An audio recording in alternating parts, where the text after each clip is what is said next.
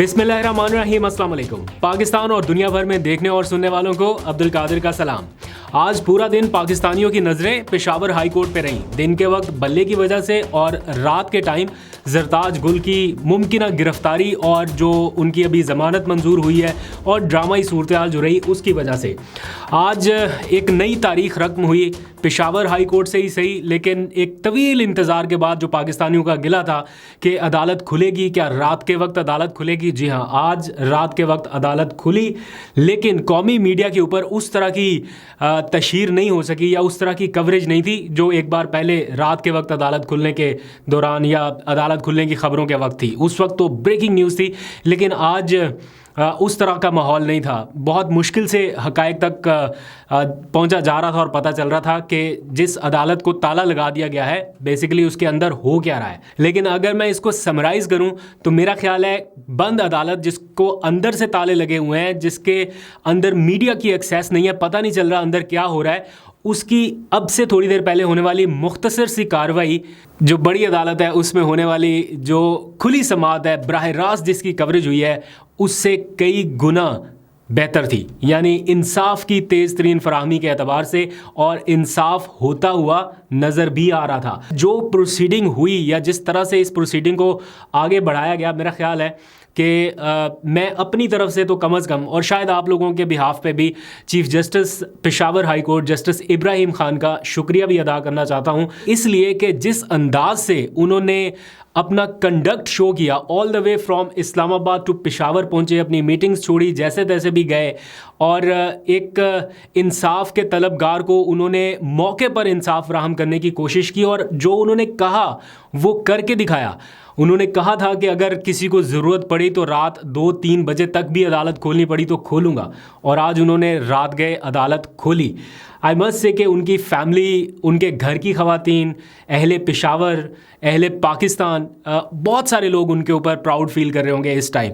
हाँ, कुछ तबका ज़रूर होगा जो क्रिटिसाइज़ करेगा, कुछ उनको एक पार्टी के साथ लेबल करने की कोशिश करेगा। आजकल वैसे ही Peshawar high court under attack है तो बहुत सारे लोग क्रिटिसाइज़ करेंगे। तो मैंने पिछले व्लॉग में ये जिक्र किया था कि जरताज गुल साहिबा जो है वो हो सकता है गिरफ़्तार हो जाए। जब तक मैं वो व्लॉग रिकॉर्ड कर रहा था तो वो पेशावर हाई कोर्ट में थे, मुझे पता नहीं था कि उनके साथ क्या होगा, क्योंकि पुलिस की बहुत ज़्यादा नफरी थी और मैं सोच भी नहीं सकता था कि इतने टेंस माहौल में ये सब कुछ हो जाएगा और चीफ जस्टिस पहुंच जाएंगे और ये इतना रेस्क्यू करने का जो काम है वो कर सकेंगे।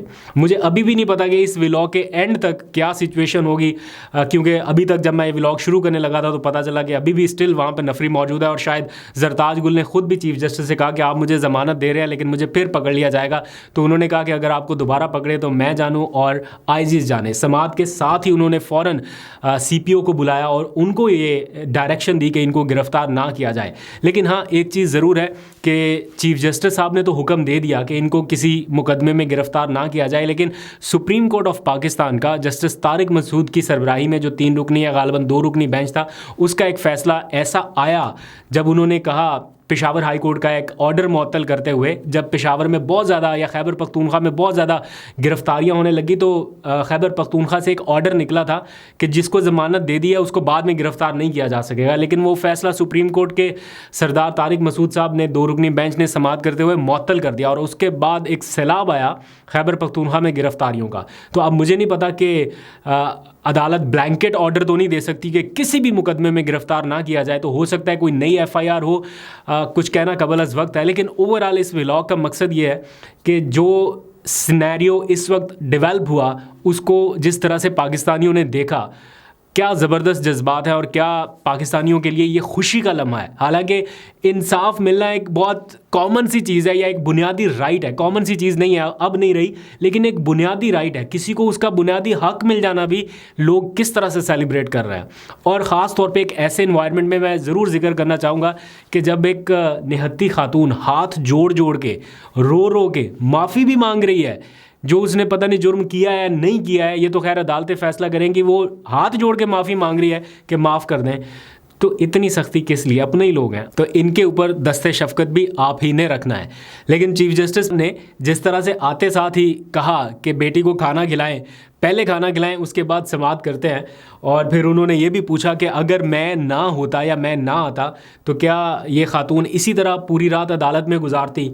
और फिर जो एक बात उन्होंने की इसी कार्रवाई के दौरान कि अगर मैं इंसाफ नहीं दे सकता तो मुझे मुस्ताफ़ी हो जाना चाहिए। ये कह देना ही, पता नहीं वो एक्शन की बात तो कब तक आती है, लेकिन इतना कहने में भी जो करज चाहिए वो उन्होंने दिखाया है। और प्लस फिर जिस तरह से उन्होंने कन्फ्रंट किया इंतज़ामिया को कि मेरे 22 ग्रेड के जो रजिस्ट्रार हैं हाई कोर्ट के, उनकी बेइज्जती हुई, उन्हें गेट के ऊपर उन्हें किस तरह का ट्रीटमेंट मिला। तो ये सारी चीज़ें जिस तरह से नज़र आई हैं उसमें ना सिर्फ एक जज का फ़ैसला है बल्कि एक ऐसे जज का फ़ैसला है जो इंसाफ पसंद भी है और एक जो पश्तून रिवायात है कहीं ना कहीं उसकी भी झलक नज़र आई कि ये चीज़ जो है ख़वातीन की इज़्ज़त, हुर्मत, तक़द्दुस, ये हर जगह पे उसी तरह ट्रीट नहीं हो रहा। किसी जगह पे बहुत बेहतर है और किसी जगह पे दूसरी तरह भी ट्रीट किया जाता है। मेरे पास लफ्ज़ बहुत सारे आ रहे हैं लेकिन बड़ा मोहतात होकर कहना पड़ता है।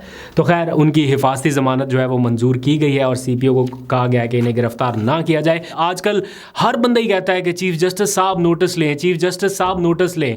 वो नोटिस कहते, उस्मान डार की वालदा हैं, वो बुज़ुर्ग वालदा, वो बेचारी कितनी बार रिक्वेस्ट कर चुकी है लेकिन कोई नोटिस नहीं हुआ।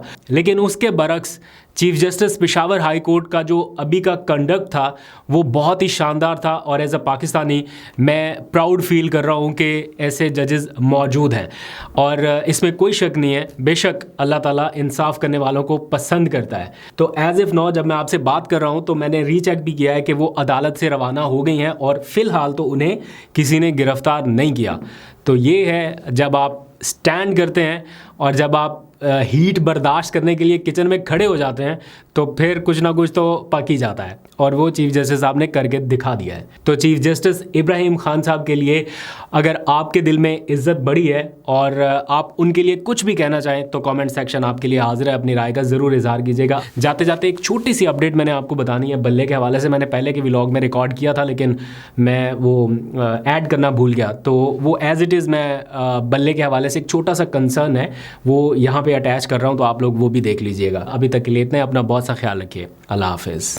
अच्छा, एक और दिलचस्प मामला इसमें ये है, बल्कि दो चीज़ें ऐसी हैं जो शायद पहली बार मैं देख रहा हूँ, पहले कभी नहीं हुई या इस रीसेंट टाइम में मैंने नहीं देखी। वो ये कि सिंगल बेंच ने अगर कोई फ़ैसला दिया हो, यानी एक जज साहब ने कोई फ़ैसला दिया जो कि PTI के हक़ में 26 दिसंबर को दिया गया, बल्ला बहाल कर दिया, उसको सिंगल बेंच ही रिवर्स कर दे। ये होता है कि अगर सिंगल बेंच कोई फ़ैसला दे तो फिर डिविजनल बेंच जो है वो उसको देखता है, लेकिन इस बार ये हुआ कि सिंगल बेंच का फ़ैसला सिंगल बेंच ने ही मुस्तरद कर दिया। खैर, अब मुस्तरद नहीं किया मतलब कि वो वापस ले लिया, अभी मामला चलेगा। दूसरी दिलचस्प सिचुएशन ये है कि कल लाहौर हाई कोर्ट में भी इसका फ़ैसला आने वाला है बल्ले के हवाले से।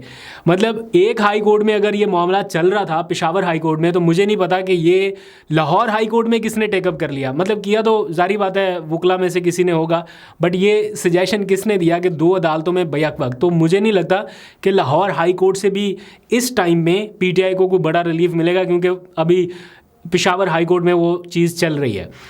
तो 2 हाई कोर्ट से बैक वक्त एक जैसा फ़ैसला, ये भी थोड़े से कन्फ्यूजन क्रिएट करेगा। तो इसलिए एट द एंड जाके मुझे ये लगता है कि ये फ़ैसला जाएगा सुप्रीम कोर्ट में ही, लेकिन अभी नहीं, कुछ टाइम बाद, और हो सकता है ना भी जाए।